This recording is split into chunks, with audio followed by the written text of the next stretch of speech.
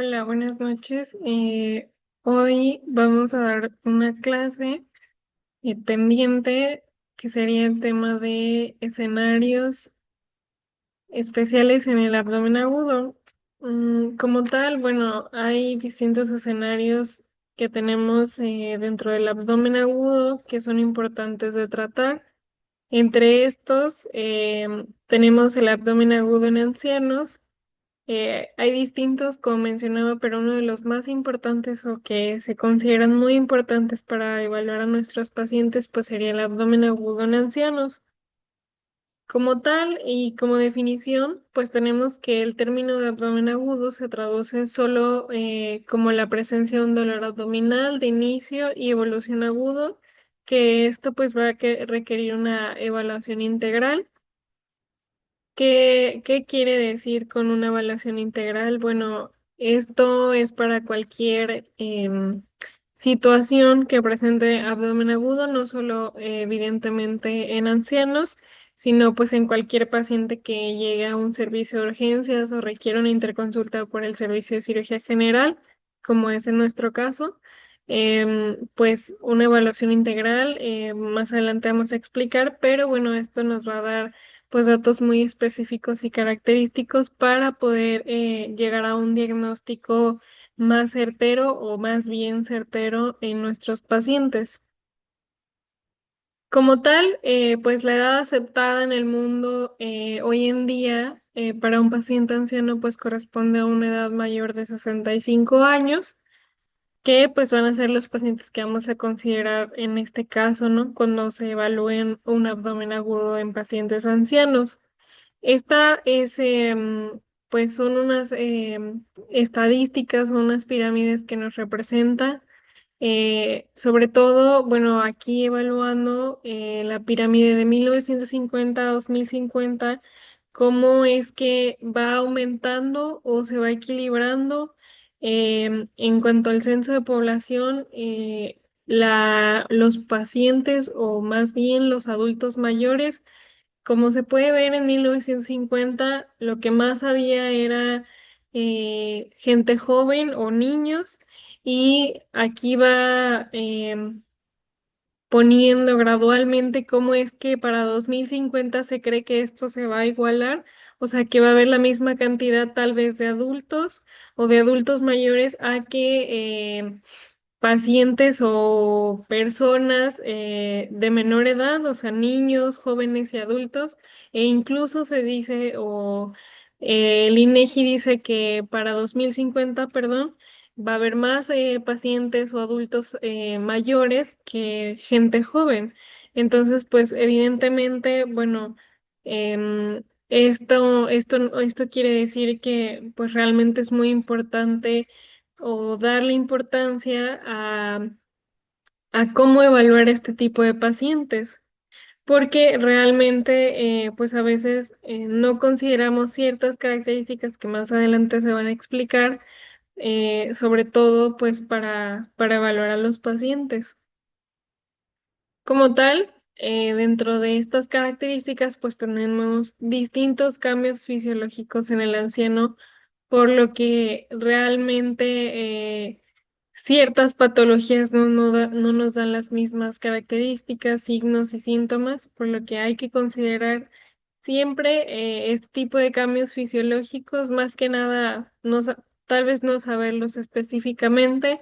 pero sí tener pues en consideración ciertos aspectos que nos van a ayudar a orientarnos en un diagnóstico más específico en estos pacientes. Como tal, bueno, aquí se ponen distintos cambios y cambios principales en distintos sistemas, que en estos pues puede ser el sistema cardiovascular, renal, en el aparato respiratorio, en el aparato gastrointestinal. Como tal, en el aparato cardiovascular, pues lo que nos dice es que hay una disminución en el gasto cardíaco de los pacientes. Por ende, bueno, también empiezan a tener algo o algo que conocemos como hipertrofia ventricular. Por ende, pues eso nos va a dar un menor gasto cardíaco en los pacientes, una calcificación sobre todo de la válvula aórtica y mitral, que esto también va a conllevar a que haya un menor gasto cardíaco en los pacientes y que haya también, por ejemplo, una disminución en la elasticidad vascular de los pacientes, por lo que esto nos va a dar una mayor resistencia periférica. Como tal, por ejemplo, en lo renal, pues bueno, como se conoce, entre más va aumentando la edad de los pacientes, pues la función renal va disminuyendo en todos los pacientes o en todos los adultos mayores. Hay una disminución de la tasa de filtrado glomerular, disminuye la depuración de creatinina, y va a haber una baja tolerancia a cambios de volumen, por lo que tal vez o en algunos pacientes podamos encontrar hipotensión o incluso a veces sobrecarga. También entre otros de los que mencionamos y muy importantes, también el aparato respiratorio sufre cambios específicos y entre estos principales, pues que hay menor distensibilidad, perdón, pulmonar y torácica, va a haber una mayor debilidad muscular respiratoria y torácico, puede haber a veces un colapso en las vías aéreas, tienen menor, por ejemplo, muy importante, empiezan a tener mejor reflejo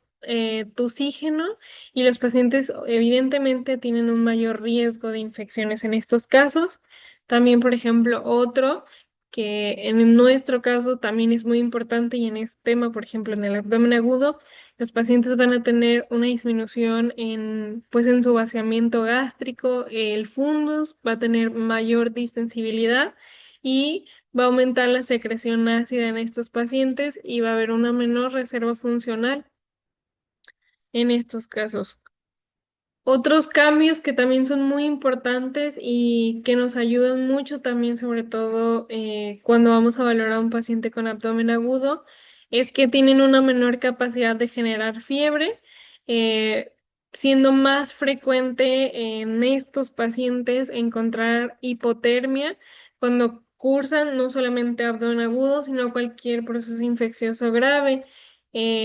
por lo que, pues en estos casos, lo que sucede es que tienen menor respuesta a pirógenos, tanto endógenos como exógenos, y pues esto lo que va a causar es que disminuya la temperatura basal y baja la capacidad del paciente, pues obviamente para generar mayor calor, por lo que en estos casos, y un signo tal vez o a veces característico es que no encontremos fiebre en los pacientes, pero sí podamos encontrar hipotermia. Y pues evidentemente que entre mayor edad, pues va a haber una menor capacidad de respuesta a las infecciones, como explicaba antes, por diversas causas, pero pues empieza a haber una disminución de la respuesta inmune en los pacientes, con una disminución conforme la edad va avanzando de, pues de las células de defensa de nuestro cuerpo, en este caso, por ejemplo, las células T y células B o los linfocitos T y B van disminuyendo, pues lo cual también esto va a generar o más que nada una disminución de anticuerpos frente a antígenos, por ejemplo. Y bueno, algo que decía esta fuente, que es el Tratado de Cirugía General, que existen causas o cuál es una causa de difícil diagnóstico o qué causas en estos pacientes pueden darnos un mayor o una mayor complicación para poder diagnosticar, por ejemplo, el abdomen agudo en estos pacientes. Pues evidentemente que entre más edad, pues obviamente existen enfermedades concomitantes en los pacientes que pues evidentemente pueden existir cuando el paciente te va a presentar un abdomen agudo y esto pues obviamente va a alterar completamente las manifestaciones clínicas clásicas de un abdomen agudo o de ciertas patologías que te van a generar el abdomen agudo. Entonces, em, pues evidentemente pues todo esto va a conllevar a que hagamos una evaluación pues muy específica en estos pacientes. Sobre todo se marca, ¿no? Que la historia clínica es muy importante. ¿Por qué? Porque pues tenemos que identificar em, los cambios fisiopatológicos que son o que se habían explicado. Realmente mencioné uno de los principales, pero existen diversos cambios, o sea, en los pacientes por lo que pues obviamente es muy importante preguntar las enfermedades que padecen estos pacientes, los fármacos también que toman. Una exploración marcan que hay que tener una exploración física detallada en los pacientes, lo que explicaba, ¿no? Que tienen una menor respuesta a los pirógenos, tanto endógenos como exógenos. Entonces, lo que puede llegar a suceder, y en muchos casos se menciona, es que los pacientes en una infección grave o en una respuesta tal vez inflamatoria no van a presentar los pacientes como tal este tipo o fiebre como podemos encontrar en los niños. En estos casos es muy común encontrar hipotermia, hipotensión en los pacientes, a veces hasta incluso ciertas patologías te dicen que incluso con el estado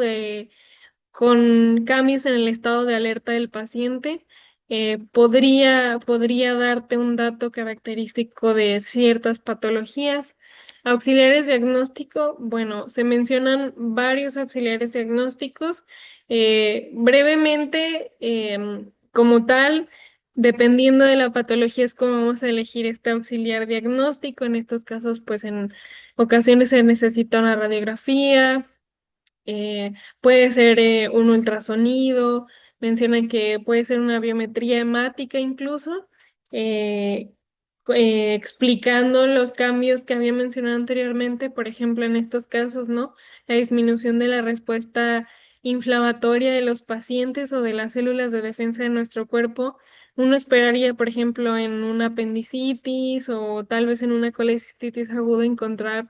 pues una respuesta elevada de nuestras células de defensa, como tal, por ejemplo, los leucocitos, encontrar en una biometría hemática una leucocitosis, pero pues en estos casos podría no encontrarse o incluso podríamos encontrar la disminución de estos, pero rara vez o menos veces encontrar el aumento. Entonces, pues dependiendo de la patología que uno sospeche, es cómo se van a ir solicitando estos auxiliares diagnósticos. Y en cuanto a estudios especiales, bueno, menciona que si se sospecha ya posteriormente a la historia clínica, una exploración física detallada, tal vez tener unos auxiliares diagnósticos, pues, por ejemplo, menciona una angiotomografía, una endoscopía, si se sospecha, por ejemplo, tenemos un sangrado de tubo digestivo alto, pues ya esto va más específico a cada patología, pero bueno, nos estamos enfocando como en, o a grandes rasgos sobre qué hay que hacer o sobre las evaluaciones iniciales en el abdomen agudo en los pacientes ancianos. Como causas de abdomen agudo en el anciano vamos a tener diferentes. Aquí se clasifican como inflamatorias, obstructivas, perdón, vasculares o también se engloban como otras. Entre las inflamatorias tenemos varias y son muy importantes porque yo creo que son muy importantes en el anciano. No podemos, sí se definen tal vez algunas como las más comunes, pero son muy importantes porque son patologías muy frecuentemente que podemos ver en el anciano, entre estas pues la enfermedad ácido péptica o ulceropéptica, las pancreatitis, las enfermedades biliares, apendicitis, diverticulitis, como tal las obstructivas, que son la obstrucción del intestino delgado, el intestino grueso, un ilio también, la pseudoobstrucción. Y en las vasculares, también muy importante, que a veces son de las menos consideradas de primera instancia, pero también son muy importantes por la alta mortalidad que puede presentar en estos pacientes y también en cualquier paciente de cualquier edad. Son la isquemia aguda mesentérica, la ruptura de un aneurisma de la aorta abdominal y la disección aórtica. Y como otras, son infecciones agudas del tracto urinario, estreñimiento, pacientes con tumores o infecciones intraabdominales. También muy importante, por eso,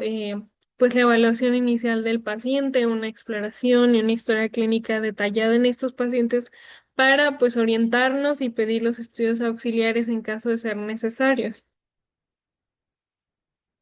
Entre las causas inflamatorias, haciendo un poco más de énfasis, sobre estos, bueno, la úlcera péptica en los adultos mayores, pues se cree que aproximadamente el 53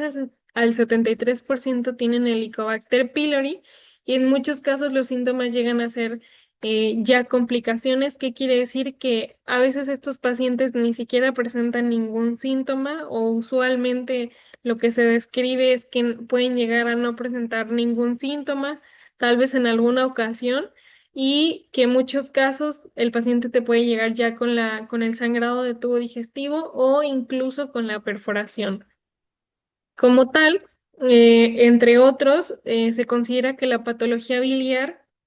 es una o es la causa más frecuente de dolor abdominal quirúrgico y pues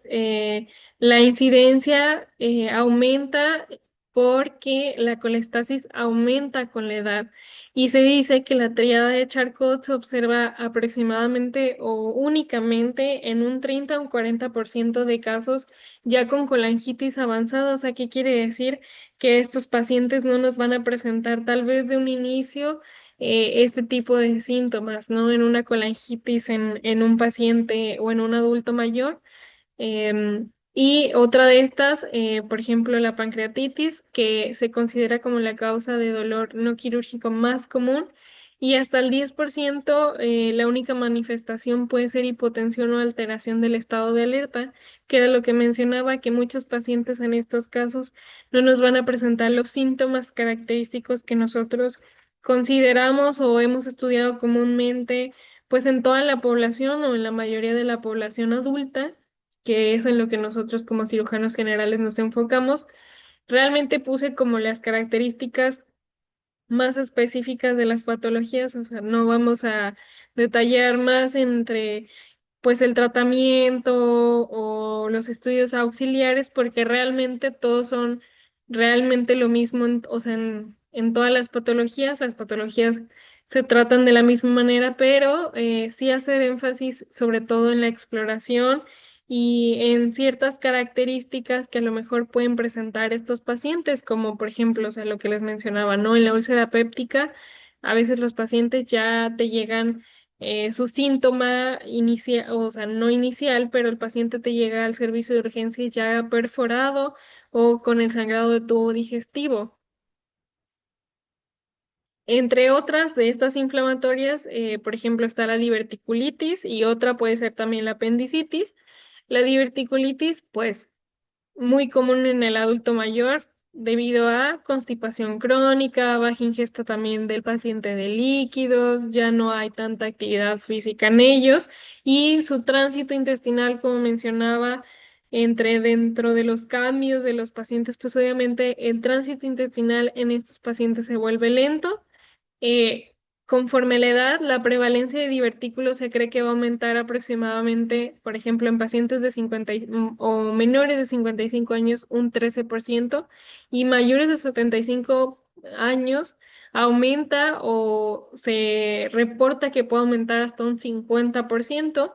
Y hasta un 30% de las diverticulitis agudas en pacientes geriátricos no van a desarrollar ni dolor abdominal, ni fiebre, ni tampoco leucocitosis.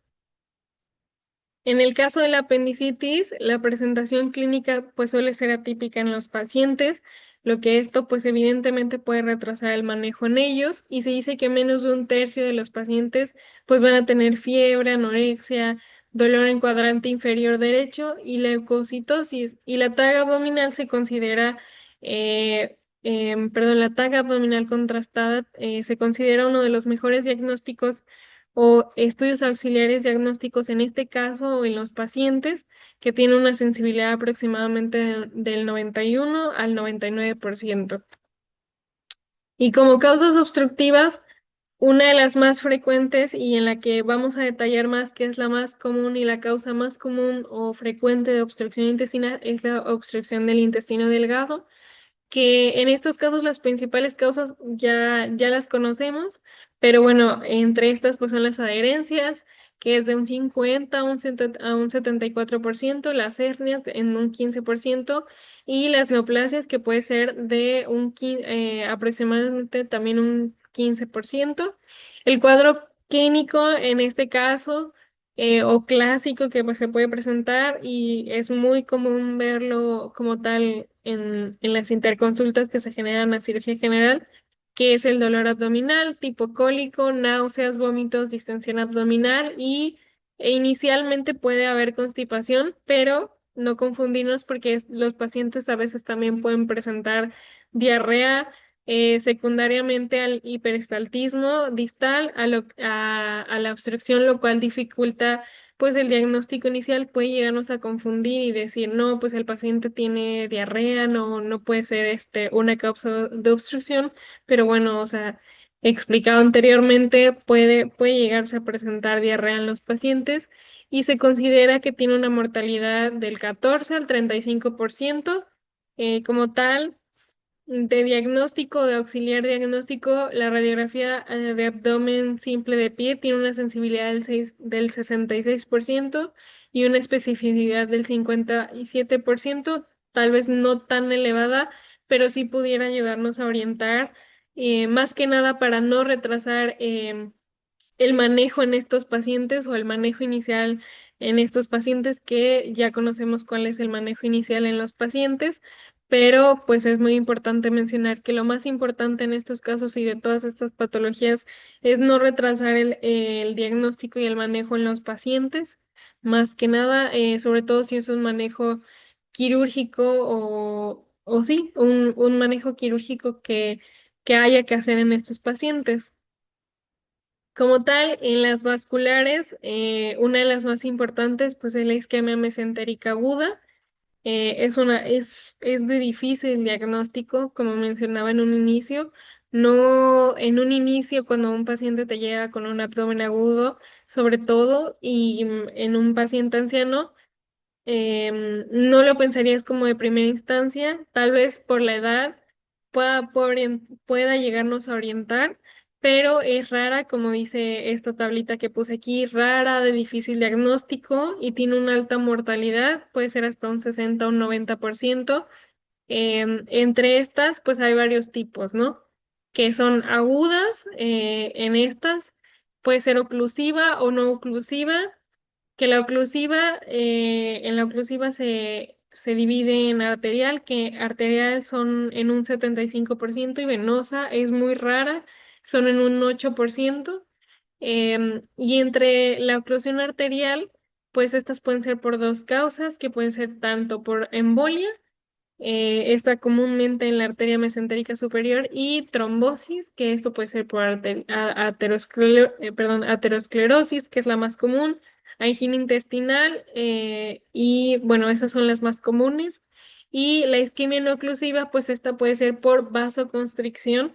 que también es muy importante, sobre todo, pues evidentemente en los adultos mayores, por deshidratación, puede ser también por un choque hipovolémico, hipotensión o incluso por insuficiencia cardíaca. Y la trombosis venosa mesentérica, que como había mencionado es mucho menos común, pues es menos frecuente, pero se considera incluso más letal. Em, los factores de riesgo, si recordamos un poco de la triada de Virchow, bueno, puede ser hipercoagulabilidad, perdón, hipertensión portal, puede haber trombosis de la vena porta o también incluso puede ser también por un trauma abdominal previo. Y la clínica en estos pacientes, pues se considera que puede llegarse a presentar en los pacientes un dolor abdominal desproporcionado, náuseas, vómitos, diarrea. Se dice que en un inicio puede presentarse el abdomen blando, pero evidentemente van a llegar a progresar los signos peritoneales. La tríada clásica se considera que es dolor, fiebre y heces con sangre, pero esto solo desafortunadamente se va a presentar en un tercio de los adultos mayores. Por eso es que, como se puede ver, la clínica puede llegar a ser de cierta manera muy inespecífica, por lo que el diagnóstico, como se mencionaba, es muy difícil, pero en los adultos mayores tenemos que tener de cierta manera muy en cuenta este tipo o sobre todo esta patología,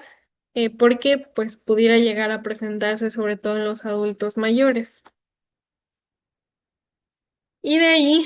continuando con otra de las causas, perdón,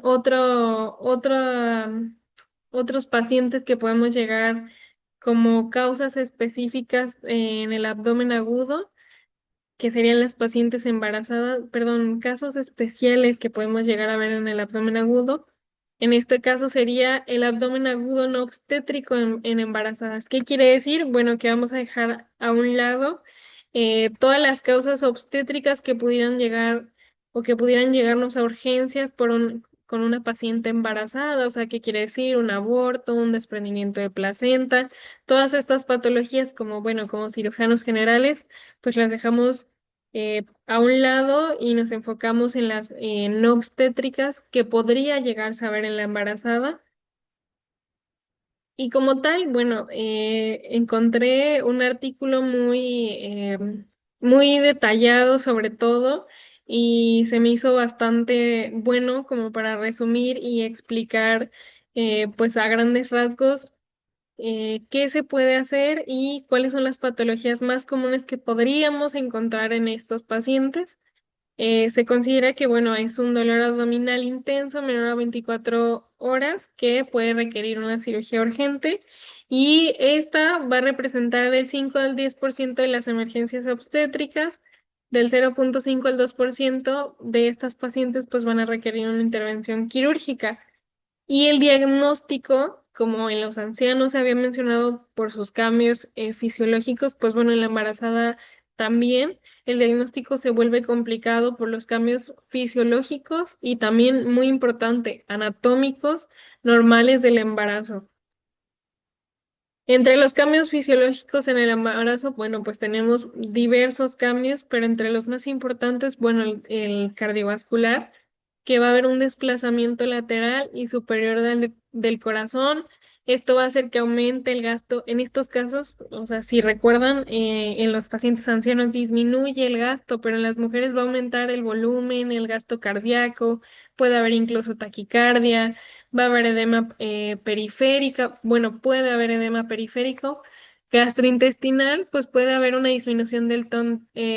del esfínter esofágico, sobre todo entre mayor semanas de de embarazo, perdón, o de gestación hay en la paciente, pues puede haber una mayor disminución del esfínter esofágico inferior, aumento de la secreción gástrica, náuseas, vómito, acidez. Renal, igual,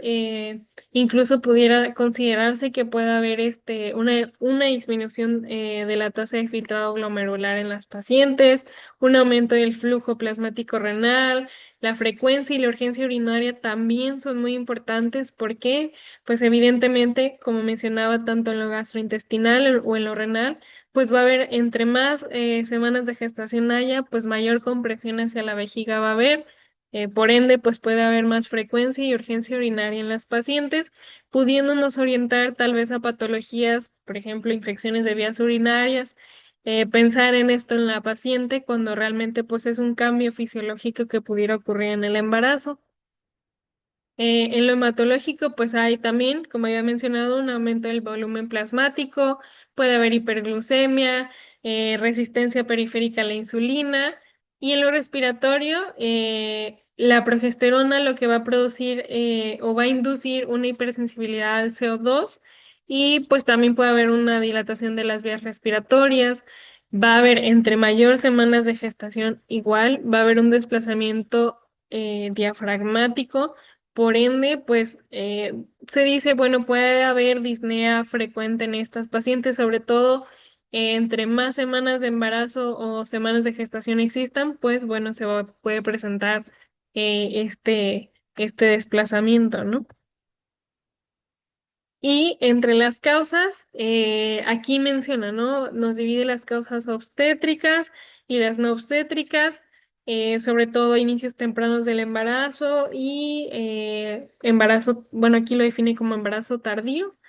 Nosotros lo dividimos en trimestres, pero bueno,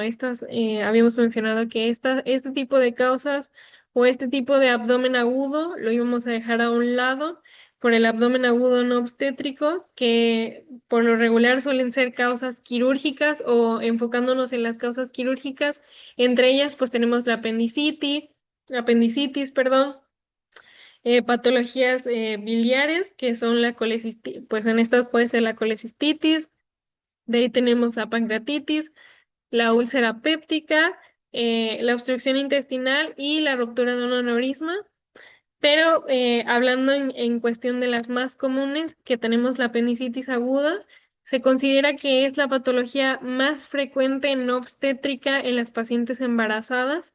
Es un poco controversial porque incluso hay algunas fuentes que han llegado a considerar que son las enfermedades biliares, en este caso la colecistitis aguda,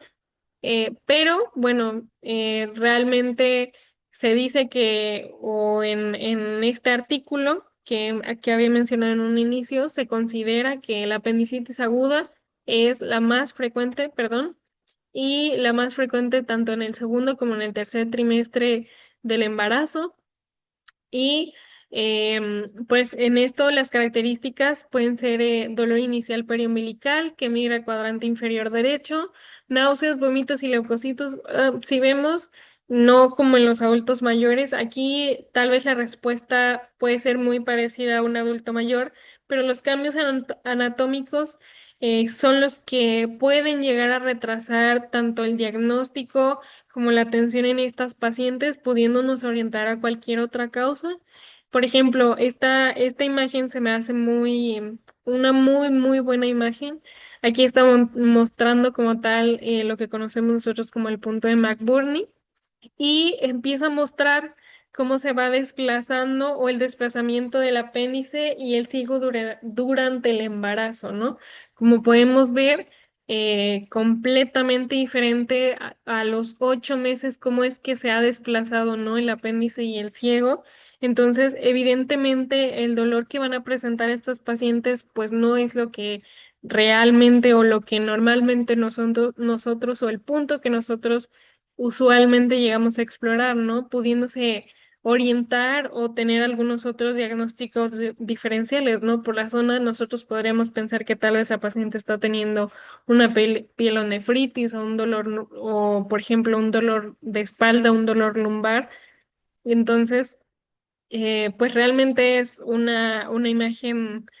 realmente muy buena que nos llega o nos puede ayudar a orientarnos que incluso pues en estos casos el dolor no es el mismo, sobre todo por los cambios anatómicos como se mostraba en la imagen, pues puede haber en estos pacientes, ¿no? Entonces, uno de los mayores riesgos en este tipo de pacientes y en la apendicitis aguda en las pacientes embarazadas, pues es el riesgo de perforación, sobre todo por el riesgo o sobre todo por el retraso en el diagnóstico, pues en estas pacientes. En otras causas que habíamos mencionado, pues son las enfermedades biliares, en este caso puede ser la colelitiasis o la colecistitis. En este caso, la progesterona lo que va a ocasionar es una mayor hipotonía vesicular y tenemos algo llamado también que se llama colestasis intrahepática del embarazo, que también está relacionada con la progesterona. En este caso, pues el dolor pudiera llegar a ser similar, un dolor en hipocondrio derecho, vómitos, fiebre, tal vez en estos casos. Otra causa también que podría llegarse a presentar en la embarazada y también uno de los principales es la pancreatitis aguda. Inicialmente se considera y principalmente su causa en estas pacientes de la pancreatitis aguda es considerada la litiasis biliar. La hipertrigliceridemia también es considerada, pero la causa más común, igual como en un adulto, es la litiasis biliar, perdón, y tienen en estos casos es muy importante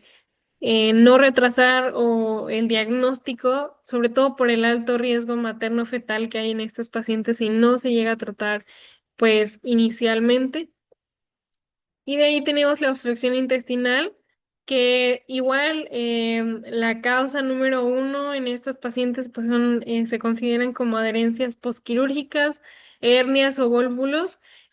Es un poco más complicado en estos casos, sobre todo por los cambios anatómicos que se mencionaban, sobre todo. La obstrucción intestinal no es muy frecuente realmente encontrar esto en las pacientes, pero también es una parte muy importante. El dolor es muy inespecífico, es un dolor difuso, como puse aquí en esta tablita. Ahí puede haber distensión abdominal, vómitos y ausencia del tránsito intestinal, pero bueno, o sea, muy importante pues saber evaluar a estas pacientes porque el que haya ausencia, más que nada retraso en el tránsito intestinal, pues también puede ser por los cambios anatómicos en estos pacientes. Y otras causas menos frecuentes que podemos encontrar, puede ser diverticulitis, también puede ser isquemia intestinal, infecciones, torsión de quistes ováricos, pero por lo que mencionaba, el diagnóstico llega a ser un poco más complicado, sobre todo por el desplazamiento anatómico de los órganos, sobre todo, y pues síntomas fisiológicos que llegan a presentarse en el embarazo. Y como tal el diagnóstico, lo mismo que se mencionaba en cuanto a los pacientes o a los adultos mayores, hay que hacer una historia clínica y examen físico muy detallado en estas pacientes. Y en cuanto a imágenes, aquí menciona que la primera línea y en lo primero que debemos de pensar, sobre todo porque las primeras causas de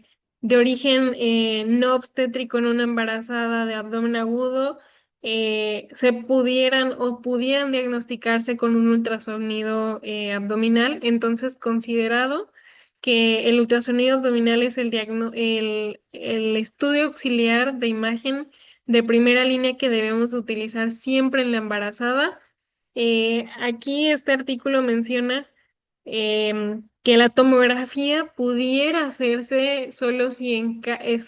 es un caso muy necesario y con mucha precaución en estas pacientes. Incluso pudiera en ocasiones considerarse mejor una resonancia, pero bueno, este artículo menciona que siempre se debería intentar hacer sobre todo el diagnóstico con ultrasonido abdominal, aunque a veces es muy complicado, sobre todo cuando ya la gestación pues está en las semanas más avanzadas. Y aquí pongo algo muy importante que menciona el artículo sobre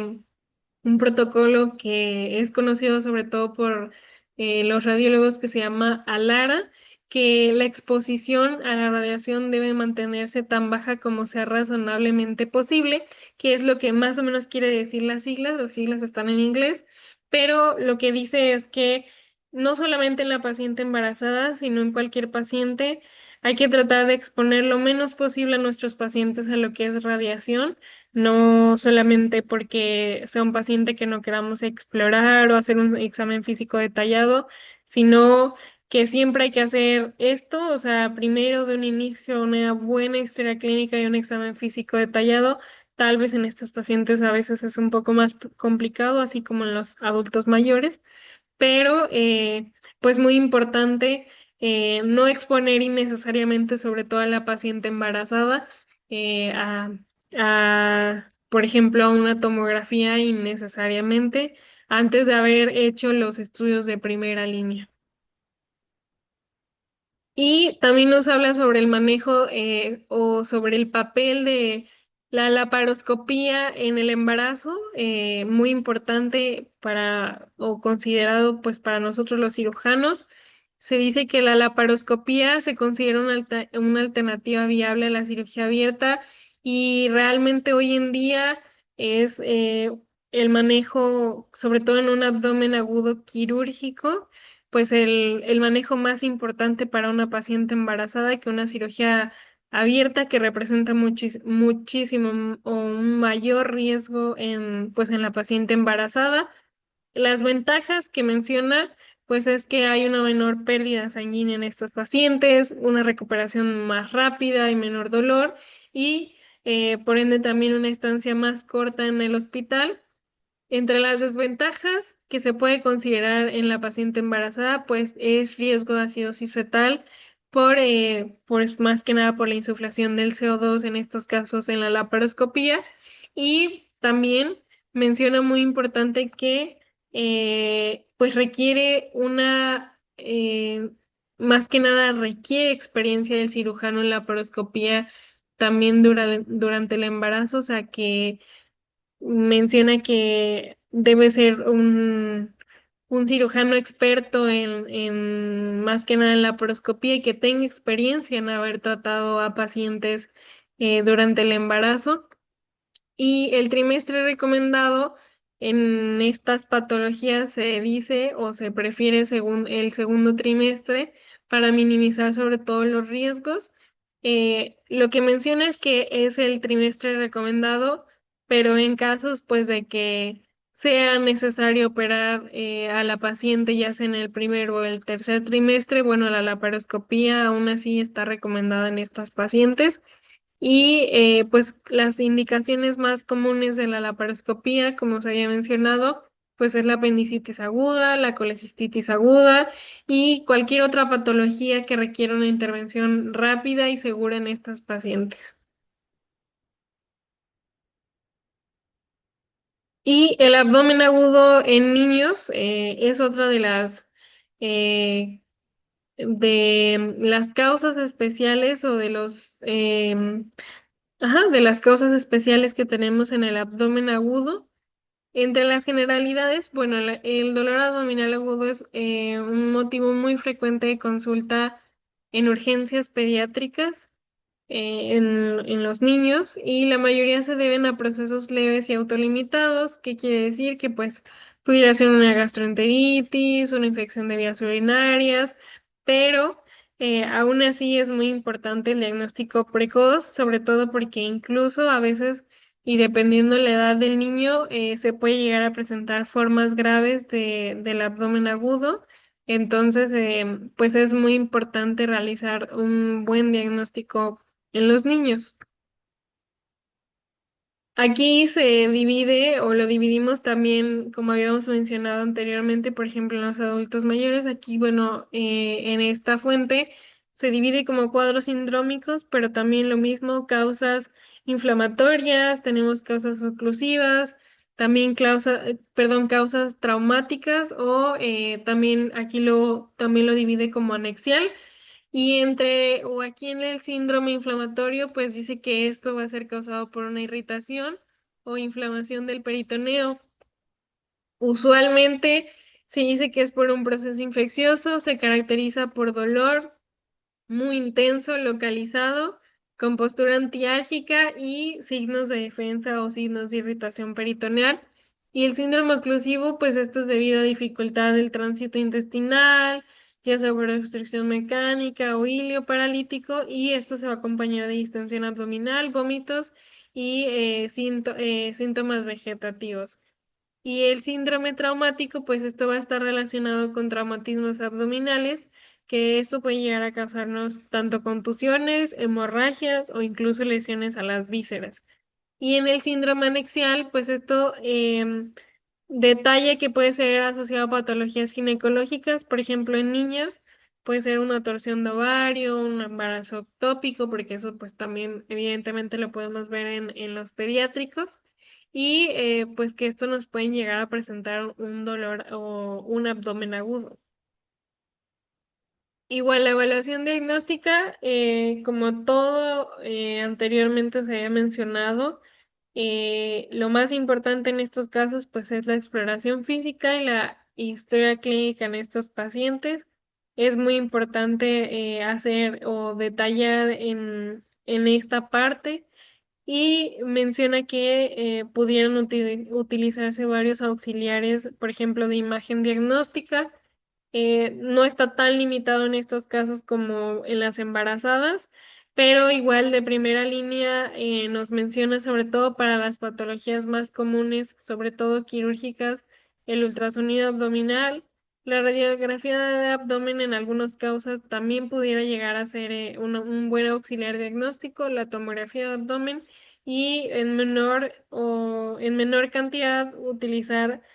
o se utiliza más que nada la resonancia magnética, las pruebas de laboratorio como la biometría, reactantes de fase aguda, perdón, y también el examen general de orina en estos casos también es muy importante. Como tal, y las causas, tenemos distintas causas, sobre todo como podemos ver en las edades. Cada edad y más bien cada fase o cada etapa en la edad o en la vida pediátrica tiene diferentes diagnósticos, como podemos ver y recordar sobre todo de clases de pediatría en el periodo neonatal. Por ejemplo, pues no es lo mismo valorar a un niño que ya es adolescente a un niño en un periodo neonatal, que las causas del abdomen agudo son complicadas, también es lo que menciona. Por eso es muy importante también la exploración física en estos casos, porque no es lo mismo explorar a un recién nacido, a un lactante, a un adolescente que evidentemente te va a decir dónde le duele, pero en los casos, por ejemplo, de un periodo neonatal, pues un niño, un bebé, no te va a decir dónde le duele. Evidentemente, uno de los síntomas o signos, más que nada síntomas que va a presentar un niño en un periodo neonatal, pues tal vez va a ser en primera, tal vez el llanto, o incluso en el periodo neonatal se dice, ¿no? Por ejemplo, cuando un niño nace, no, evidentemente no nace, un niño con sepsis, puede ser que haya llanto o incluso todo lo contrario, que esté todo hipotónico, que nos alimente. Esos pueden ser los síntomas y signos característicos en estos niños. Realmente, como tal, y lo que explica, por ejemplo, este artículo en este periodo, tal vez como tal un dolor o un abdomen agudo podría ser complicado, muy complicado de diagnosticar, pero, por ejemplo, en el periodo neonatal, pues tenemos el cólico del lactante, que lo principal, pues se puede presentar el llanto en ellos, una gastroenteritis, infecciones de vías urinarias, sepsis, la enterocolitis necrosante, que es una causa que también es muy frecuente, una perforación intestinal, enfermedad de Hirschsprung, vólvulos, que también es muy frecuente en los niños, y malformaciones intestinales que también pudiera llegarse a encontrar. En lactantes, marca como una de las causas principales es la gastroenteritis y los traumatismos, también el cólico del lactante y la intolerancia alimentaria. Estas son una de las principales. También podría llegarse a presentar la invaginación intestinal, alguna hernia inguinal estrangulada, apendicitis, que es un poco menos frecuente, y por último tenemos la torsión testicular, ovárica, enfermedad de Hirschsprung o vólvulos intestinales. Y como tal, también otra de las causas que tenemos en, ay, perdón, en los niños, puede ser, por ejemplo, en los escolares, que son de 4 a 11 años, también es marcada la gastroenteritis. Aquí la apendicitis, como se ve, puede ir aumentando, o más que nada sube de nivel o de frecuencia, que se considera como la segunda causa más frecuente y la primera causa quirúrgica, sobre todo también en esta etapa de la edad. Infecciones de vías urinarias, traumatismos, la neumonía también pudiera provocar dolor o un abdomen agudo en estos niños. En menos ocasiones podría ser la colecistitis o la colelitiasis, una torsión testicular o ovárica, o una enfermedad inflamatoria intestinal. Aquí también menciona el síndrome inflamatorio múltiple post-COVID-19. Y en adolescentes, bueno, aquí en adolescentes la apendicitis se vuelve la causa más común de abdomen agudo, como se puede ver, o sea, cómo va escalando conforme a la edad. Y también en estos casos, como se había mencionado en un inicio, empiezan otras patologías propias de la adolescencia. Por ejemplo, en este caso menciona el dolor ovulatorio, la menstruación, puede también ser otras causas como enfermedad inflamatoria intestinal, la colecistitis, pancreatitis y otras causas. Y como tal, bueno, por ejemplo, vamos a mencionar una de las causas principales de abdomen agudo, que en estos casos, como podemos ver en la tabla anterior, es la apendicitis aguda, que en estos casos se va a presentar en niños mayores y adolescentes, niños a partir de los 4 años en adelante y adolescentes. Signos muy clásicos en este caso que son signos muy característicos realmente conocidos, es el dolor periumbilical, de ahí que posteriormente se da hacia la fosa ilíaca derecha, náuseas, vómito, fiebre y pues como ya he mencionado en la tabla anterior, esta es la causa considerada más frecuente de abdomen quirúrgico. De ahí tenemos la imaginación intestinal, que es una causa muy frecuente, se había mencionado anteriormente, pero está muy común en lactantes, sobre todo, dicen niños pequeños, pero es una causa muy frecuente en lactantes. Lo refiere como un dolor abdominal paroxístico, vómitos y un signo muy característico que si recordamos es las heces en jalea de grosella y se considera la emergencia abdominal o la urgencia abdominal más común en la infancia o en los lactantes sobre todo. De ahí la adenitis mesentérica, que son los niños en edad escolar, sobre todo arriba de los 4 años. Se considera que, bueno, la adenitis mesentérica, como sabemos, es una inflamación de los ganglios mesentéricos y el dolor es muy similar a la apendicitis, por lo que, pues, es un diagnóstico como tal de la apendicitis aguda, sobre todo en esta edad, o más que nada en esta edad. Y sobre todo por eso es muy importante la exploración y más que nada también la historia clínica porque la adenitis mesentérica suele presentarse frecuentemente tras infecciones virales, entonces es muy importante por eso una historia clínica y una exploración física muy detallada en los niños. Enfermedades de vías urinarias. Aquí menciona lactantes y niños, pero también es considerada lactantes, niños, adolescentes. Eh, pues el dolor es característico, lo que conocemos, más que nada en lactantes es un poco más complicado porque pues se menciona, ¿no? Son niños que apenas tal vez eh, dicen unas palabras, tal vez el síntoma o signo característico es el llanto, pero lo que se menciona es que característicamente pues va a presentarse dolor abdominal bajo, lumbar, fiebre, disuria o hematuria en estos casos. También traumatismos abdominales, que también puede ser común en los niños o en la vida pediátrica. Estos son considerados todas las edades, es un dolor muy localizado, pues evidentemente tras el golpe o caída puede haber, como se había mencionado, contusión, lesión visceral, hematomas o hasta signos característicos del choque y patologías ginecológicas que, por ejemplo, son niñas que ya están en la, o que ya iniciaron o que ya ocurrió su menarca. En este caso puede ser el torsión de ovario, quistes o incluso hasta un embarazo ectópico. Se define como incluso un dolor agudo unilateral, náuseas, vómitos y pues en estos casos también se dice que requiere una evaluación ginecológica urgente en estos casos. Y aquí puse un algoritmo, sobre todo este algoritmo se basa sobre todo en un manejo inicial, sobre todo en un manejo, refiere de primer a segundo nivel, qué es lo que hay que hacer, sobre todo cuando evaluamos a un niño, que es muy importante, sobre todo primero y de primera instancia, ver la estabilidad del paciente,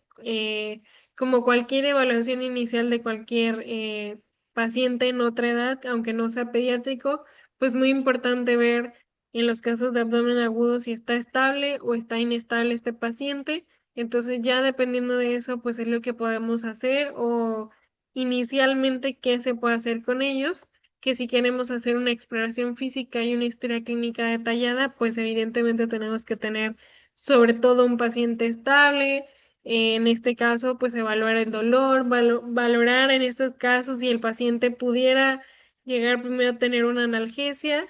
En este caso hace mucho énfasis si es un traumatismo o no y si sospechamos de un abdomen agudo quirúrgico. Si es así, pues lo que se indica más que nada en estos pacientes, pues evidentemente es en estudios auxiliares, el ayuno en estos pacientes, valorar el inicio sobre todo de antibióticos y aquí se interconsulta cirugía, entonces como mencionaba, es un algoritmo bastante simple, pero que pudiera ayudar sobre todo en no retrasar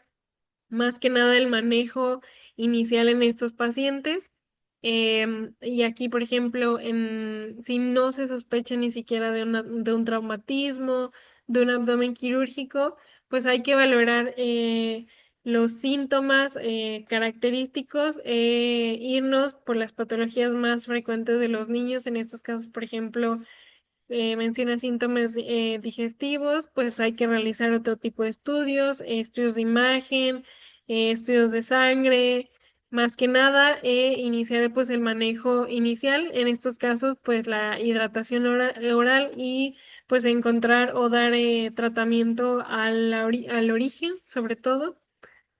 Y, por ejemplo, aquí marca también, pudiera ser síntomas respiratorios que nos estén tal vez dando el dolor abdominal, valorar tal vez, dice aquí, con una radiografía o ultrasonido y dar igual tratamiento a la causa específica. Y los síntomas también aquí marcan nefrológicos, que también puede ser frecuente en niños. Puede ser un estudio, un examen general de orina, valorar si necesita algún estudio auxiliar de imagen y dar el tratamiento específico o a la causa. Y bueno, como tal, de las preguntas, ¿cuál es la causa más frecuente de abdomen agudo no obstétrico durante el embarazo? Pues en este caso sería pues la apendicitis aguda, como se mencionó. De ahí, la segunda pregunta es, tenemos una mujer embarazada de 24 semanas que presenta dolor abdominal en cuadrante inferior derecho, náusea y vómito. El examen físico muestra dolor menos localizado de lo esperado en apendicitis. ¿Qué va a explicarnos este hallazgo? Pues aquí entre las respuestas que tenemos es A, mayor sensibilidad peritoneal durante el embarazo, eh, B, desplazamiento del cigo y del apéndice por útero gravídico, C, irrigación aumentada del apéndice, D, inmunosupresión fisiológica del embarazo, E, hay una disminución en la sensibilidad del dolor.